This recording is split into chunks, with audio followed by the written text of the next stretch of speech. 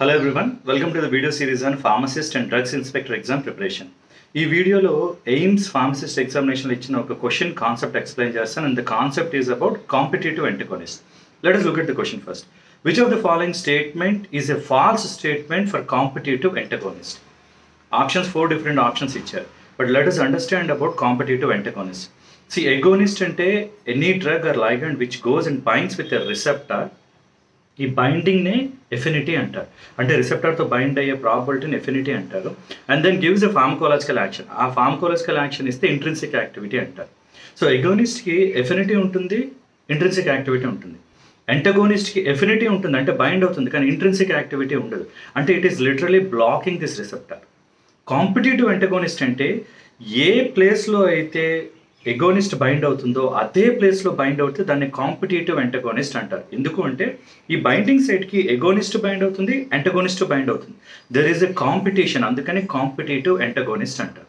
Now let us understand one by one. See అంటే ఏంటి? Competitive antagonist goes and binds with the same site as the agonist. Look at the options. Options ఏమి ఇచ్చారు? First option, they have an affinity for the agonist binding site on the receptor. Same site, కాబట్టి ఇది correct. Question ఏమి ఇచ్చారు? False statement competitive ఎంటగోనిస్ట్ ఏంటి అని అడిగారు. First statement is right because the same site it has affinity. Second statement చూడండి, they have no intrinsic activity. Competitive antagonist అంటే ఏంటి? They go and bind with the receptor but no activity, no intrinsic activity. So second statement కూడా correct.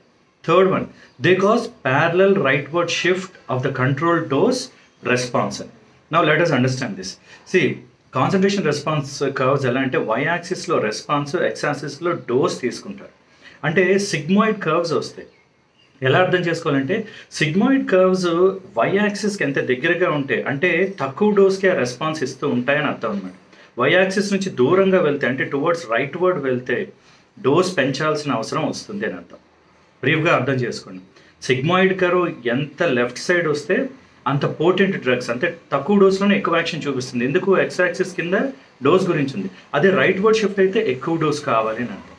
ఇప్పుడు మీరు agonist ఇచ్చిన టైంలోనే ఒక competitive ఎంటగోనిస్ట్ కూడా ఇస్తే ఏమవుతుంది? ఎగోనిస్ట్ ఎఫెక్ట్ రెండు ఒకే సైడ్కి బైండింగ్ ప్రాబిలిటీ పెరగడం వల్ల డోస్ ఎక్కువ ఇస్తే కానీ ఎఫెక్ట్ చూపించదు. డోస్ ఎక్కువ ఇవ్వడం అంటే ఏంటి? ఆ sigmoid curve it is moving towards rightward shift. So ఇది కూడా కరెక్టే. They cause parallel rightward shift అంటే this is correct with competitive antagonist. Wrong ఏంటంటే fourth option, maximum response of agonist cannot be achieved in presence of increasing concentration. యాక్చువల్గా drug concentration కానీ పెంచుకుంటూ పోతే competitive antagonist పక్కకు వచ్చి agonist bind అయ్యి response ఇస్తుంది. So option 4 is wrong answer. Thank you for watching this video.